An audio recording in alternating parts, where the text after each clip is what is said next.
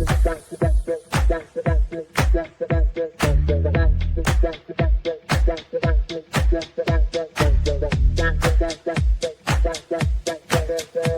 Connections Radio presents.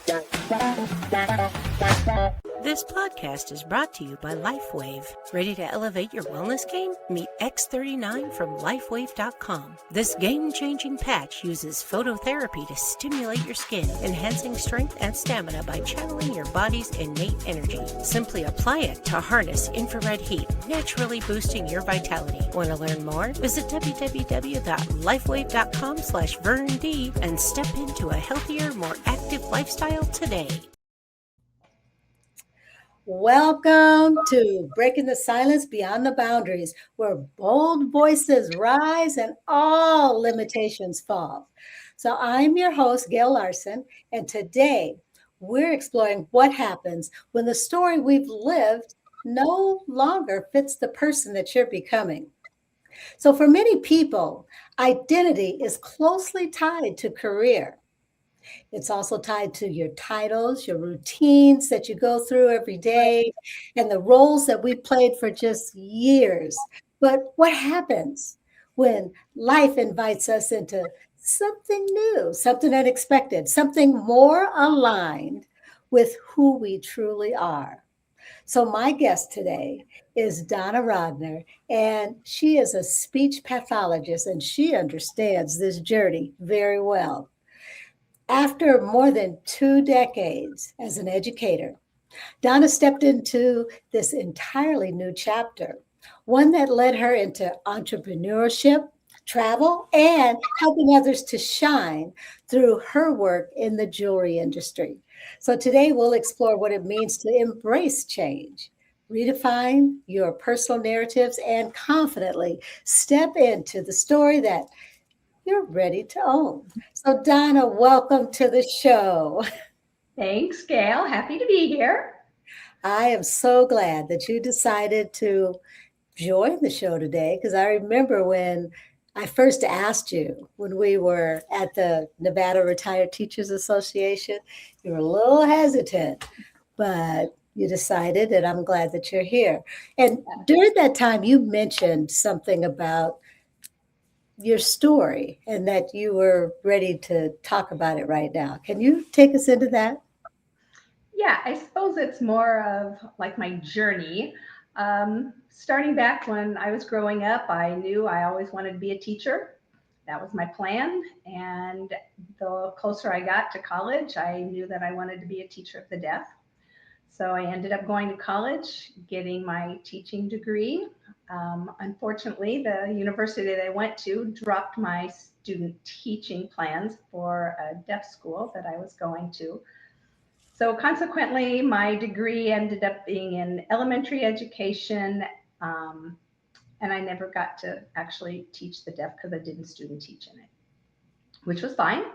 I absolutely loved what I did. I was a first and second grade teacher for a very long time, 24 years, did that. And during that time, raised kids, was married, raised kids, and kids are grown, kids are out of the house, life circumstances, and I was offered a job selling high-end designer jewelry. I had done it like part-time on my weekends and here and there just to give me something to do. Kids are all grown, so they don't need you watching out for them anymore. So I would do it on weekends, and one of the designers asked me if I would come and work for him full-time, which I did. And that started a really fun chapter in my life. For 5 years, I literally traveled all over the United States, a lot, probably 40 plus weekends a year. Wow. And yeah, long time. I was able to do some international travel during that time with it. The Hong Kong Jewelry Show is an amazing place to go to. You'll see everything there. So it was fun. I worked with a lot of international people from all over the world, which I had never been exposed to. So that was different, fun, exciting. But after about 5 years, I knew that, yeah, it's great for temporary, but wasn't really the right fit. I've always loved kids. I've always loved working with kids. It's truly been my passion. So during that time, just take a little sidebar here. During that time, I had moved from Illinois to California and then to Las Vegas. And being in Las Vegas, one of my weekends off of traveling, happened to read in the newspaper that they were looking for speech pathologists. And they talked about the program and they were having a meeting about it. So I decided to go check it out and enrolled. So, yeah, so I enrolled. And so while I was doing all that traveling with the jewelry, I was going to school at night. So I would go to the school, go to classes in the evening, get home, catch a red eye on the Thursday night, fly to whatever city I was going to, get there in the morning, hop on my rental car, get to the hotel, shower, change, and go to work for the weekend. So That's incredible. Doing all of that at the same time. yeah, Wow. I did. And so it just for 2 years, did it for 2 years and study on the plane, review my notes, did all that. And finally, then at the time for graduation, and which was awesome, and quit the jewelry. This is the funny part. So I went for my interview to be hired as a speech pathologist for the school district. During that interview, um, she told me, well, I only have one position available in my area, and it would be working with the deaf and hard of hearing. I said, Full I'll take circle. it. I'll take it. And she said, oh, no. You can think about it. I said, oh, no. I'll take it.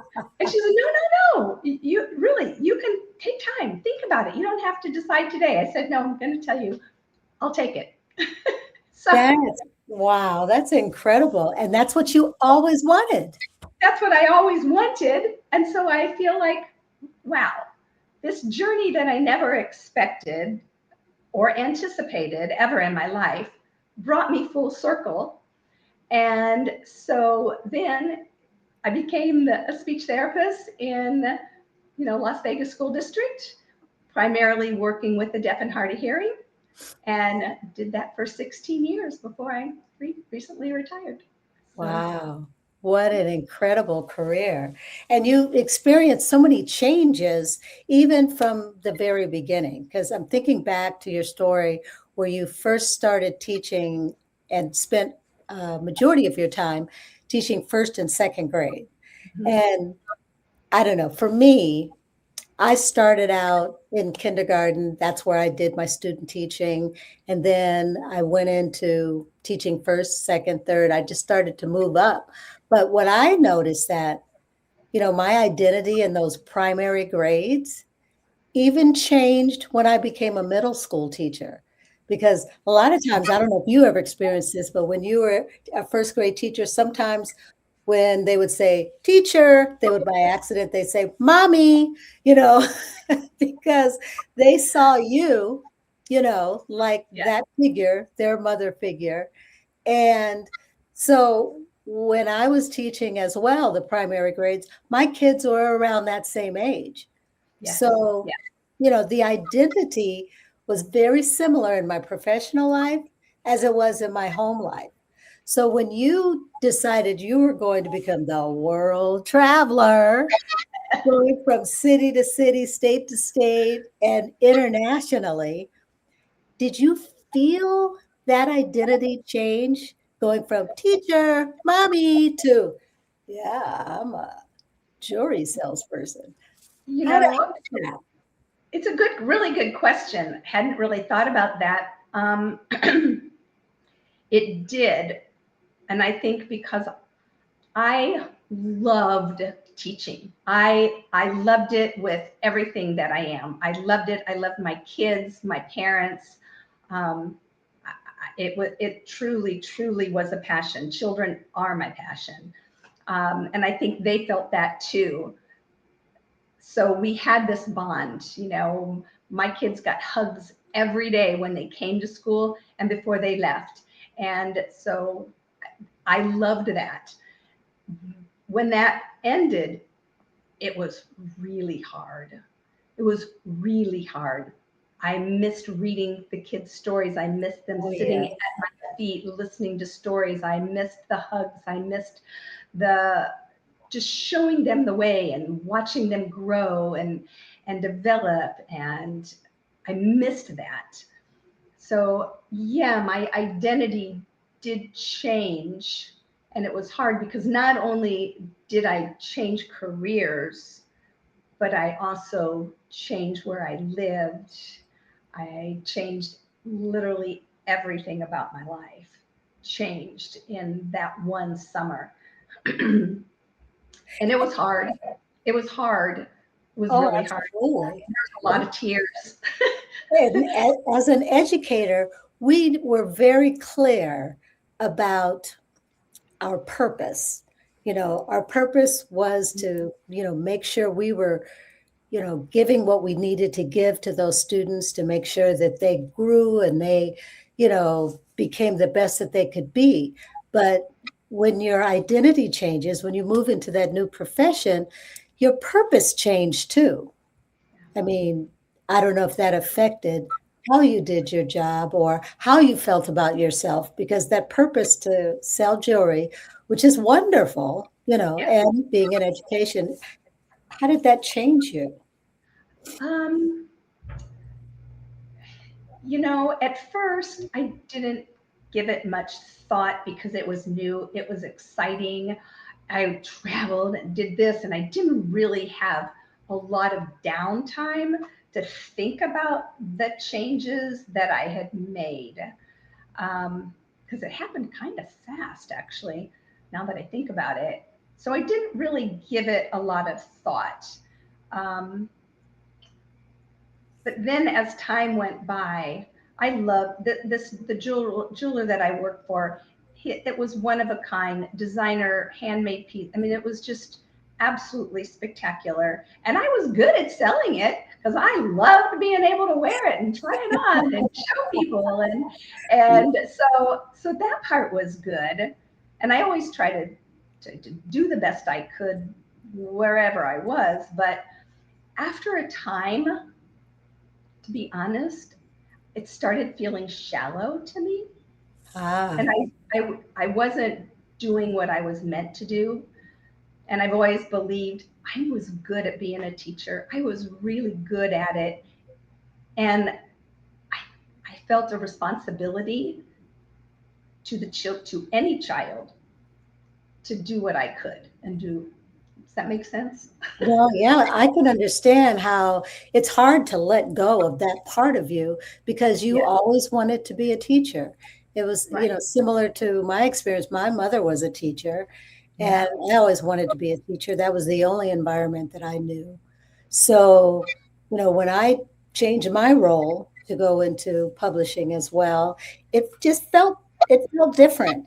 And what I Mhm. also noticed is that um, people also saw me differently as well. I don't know if your interaction with your family and your kids, they saw you differently or they interacted with you differently than what they had always known, was what you were.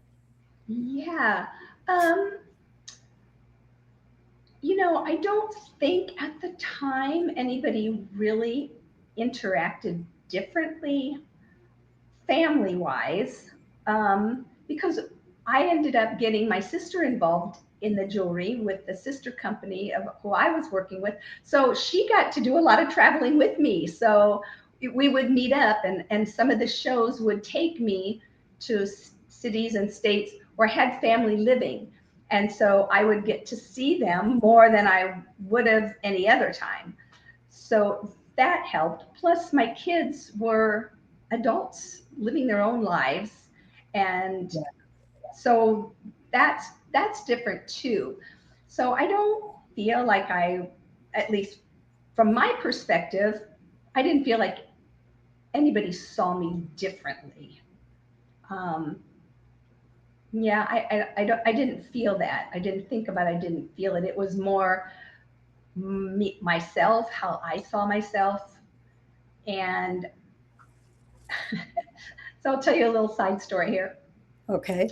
Gosh, probably maybe 6, 8 years before I quit teaching.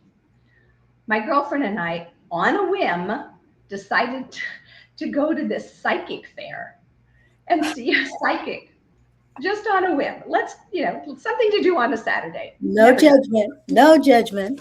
Yeah. So we did, and this psychic told me that I'm going to have a job change. They see me in a different career.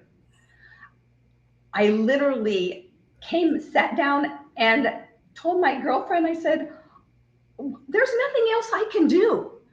What other career could I possibly do? All I know is teaching. That's all I've ever done.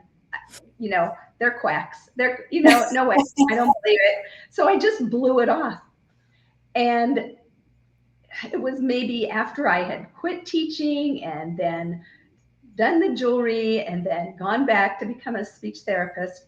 This girlfriend says to me, do you remember when we went to that psychic fair and that psychic told you were going to have another career? And I said, oh my gosh, I do remember that. So that's That, kind of just a funny story. Yeah. I don't know what else I can do. yeah, But you just never know. You never you know. don't know. And the thing that I talk about the most is the fact that we have to be open to change. We get so set in our ways and we determine, or other people determine, this is who you are, so why would you change? Everything's, don't fix it if it ain't broke, is what they say. So, but there were always, I'm sure, positives that came about from you going from teaching to this phenomenal jewelry salesperson, because there's a whole different thing about entrepreneurship. I mean, it's not like necessarily that same paycheck that comes in every week or every No, month. This, not at all. Nothing like that. Yeah. So just going from that to entrepreneurship and then going back, I'm sure just your voice changed, like in the same way that you help people within being a speech pathologist. This experience, how did that change how you spoke? It gave me more confidence for sure. By doing that, it's like, wow, I can do something else. I know I'm already good at teaching and I love it. Now I can actually be good at doing something completely different, not even related at all, which then gave me confidence to then carry it further and say, you could do this. Well, because now I'm a totally independent woman. I don't have support of financial support. It's all on me. I have to work it all out and make all of my choices myself. And that's a scary thing when you're used to having a partner that you make choices with and you make decisions with. And now all of a sudden you're doing it 100%. That was scary. And there were times that, I had to take a step back and say, oh, let's see, what am I going to do to work this out or work that out?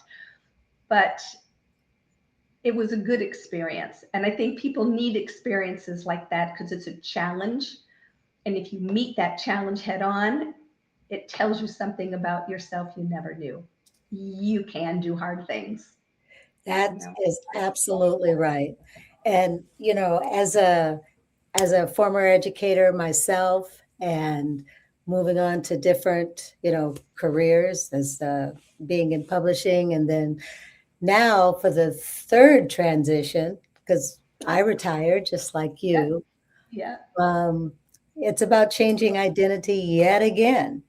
But you followed your passion. You knew that you wanted to get back into speech pathology, and hey, there you are now. What Yeah. has been like the one of the greatest accomplishments you've had within your current speech pathology experience? I mean, I know you're still in it, but something that you really resonates with you. As far as like the kids go, or The you kids know, or well, there were a couple of situations that happened that I felt proud of myself that I caught something with a child that the parent never would have known about, ended up needing medical care that, and now that all got resolved. I loved being a part of that, and the catalyst for that. So that was huge.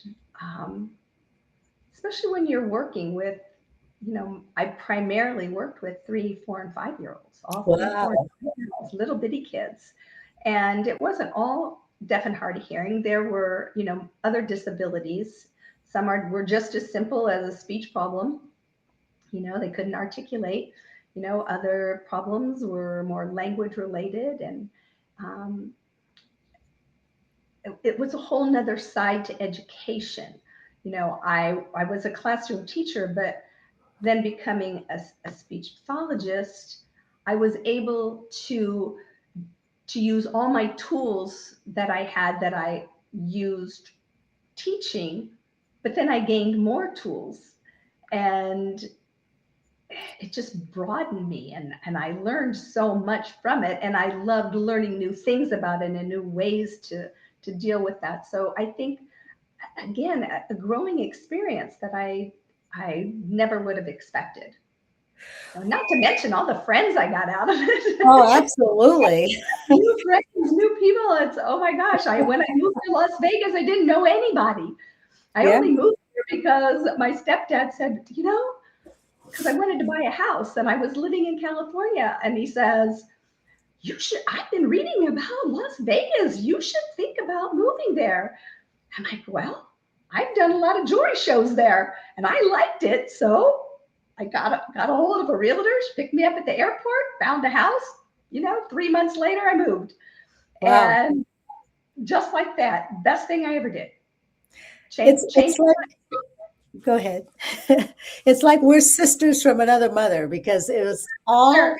all, our journey has been just so parallel. It was the same thing. Like, I said, if I ever want to buy a house, I can do it here in Vegas Yes. because, and neither one of us have to finish that sentence, Right. the economy there That, compared to the economy here.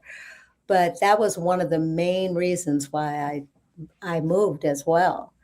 So, just in dealing with those changes, what I hear you saying is that it really made you more confident, it made you stronger, made you far more independent as well.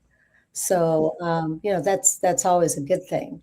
it So, is a good thing because I was always the person that didn't really speak up for myself.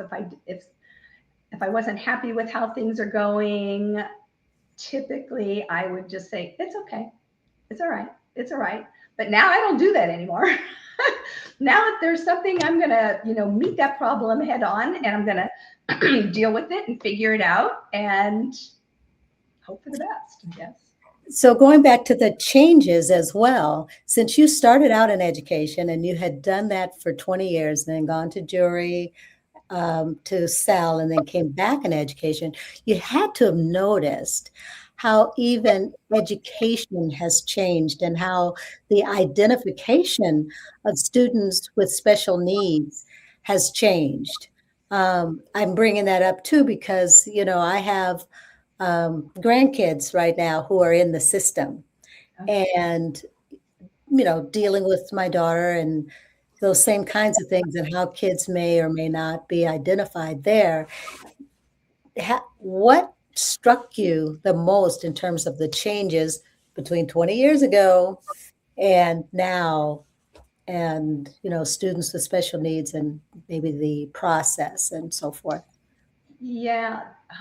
So kids with special needs, I, at least in Las Vegas, we have such a wonderful program for children, excuse me, um, early education, like before they're 3 years old.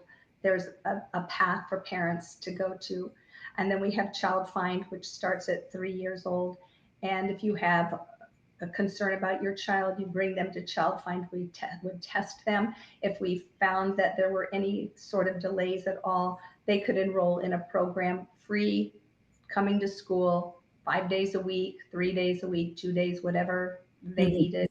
Um, I love that. I love the early intervention that I've seen change over those 20 Right. years. Yeah. It's a real positive.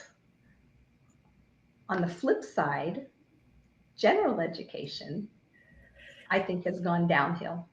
Yes. I, and which is one of the reasons, not the determining, but one thing when I left teaching, it just didn't match my philosophies anymore. I just didn't like the direction that they were going with teachers. Nobody asked teachers, what do you want? What do you think best for the kids? You have people that were on the school board making decisions for teachers and children that worked in businesses. School is not a Yes. business. That's exactly And right. and when I was teaching before all these changes came, I knew what my kids needed. The kids would come into school, and if somebody found a salamander outside on the playground and they came in and they wanted to talk about it, you could like instantly start your day out with this little science lesson about Right. salamanders. Yes. And now you can't do that. I used to have a musical play with my class all the time, first graders and second graders. They memorized all their parts. They made their scenery. They made their costumes. They had to memorize songs and then perform it to the school and parents. Talk about a learning experience. And it was Right. always, a familiar story. So they had to read, they had to write, they had to communicate, they had to work together. So many skills. Now you can't do that in the classroom. Now every teacher has to teach the same thing on the same day at the Yep. same time using the same words. That Yep. is not teaching. That's a Yep. robot. AI can come in and do that. It's horrible. Kids they're missing out. They're just missing out, and it's really sad. Yeah. So that's It's a negative disheartening. change. Special needs, yeah, that's great. I see an improvement with the early intervention. Gen Ed, sad, disappointing. Yep. Yeah. It really is unfortunate. And I've had similar experiences, when we had the freedom to do what we wanted to do. We tied it to the standards just like you did, but we had the freedom of creativity. I Yes. remember we did a whole trilogy of all of the Wizard of Oz movies, the original and then the Wiz and then all of those. And then the students had to, do the compare and contrast and analyze the characters and all of that. But these days, if every set of teachers at that grade level wasn't doing the same thing at the same time. So what I'm hearing too is that one of the reasons why you could go back into education with speech pathology because it was in alignment with what you believe. Yeah. And true. Totally in alignment. Kids first. That's Kids right. first. That's number one. Nothing else matters. Kids have to be first. And I was Absolutely. able to do that. And that's probably why I continued to love it and did it as long as I could.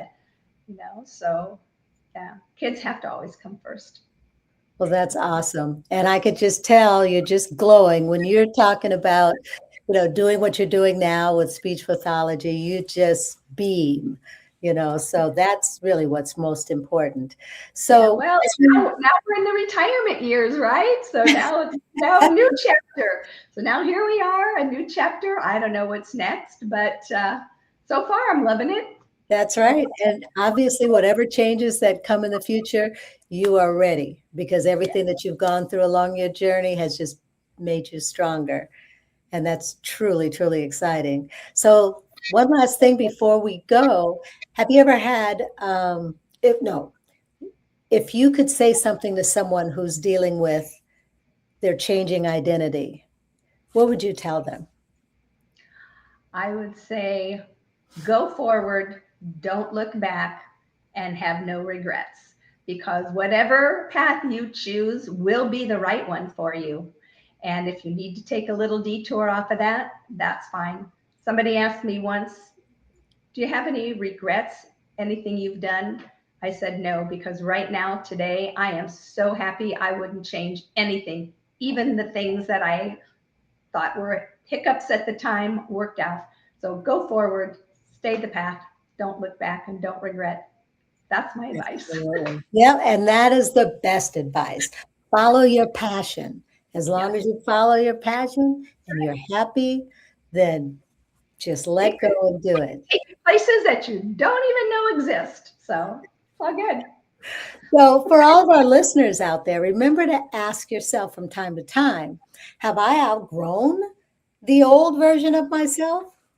And as Donna also revealed to us today, growth sometimes means allowing yourself to be seen beyond those original roles or titles. So your story, allow it to evolve. And just remember, because you are evolving too. So don't be afraid of, who you're becoming. So this has been Breaking the Silence, and don't ever be afraid to go beyond the boundaries. Thank you, Donna. Thanks. We'll see everyone next time. Bye. Classy Communications provides public relations and marketing solutions for businesses, professionals, and nonprofit organizations. They can deliver the true meaning of your business with press releases, social media marketing, web development, email marketing, book publishing, and much more. Wherever your potential clients are, they can help you connect with them. Visit classycommunications.net to learn more about their suite of services that can help your business stand out from the rest. Classy Communications is your solution for business success. PR Connections Radio thanks you for watching this podcast. Check out more episodes of this show and our others at prconnectionsradio.com.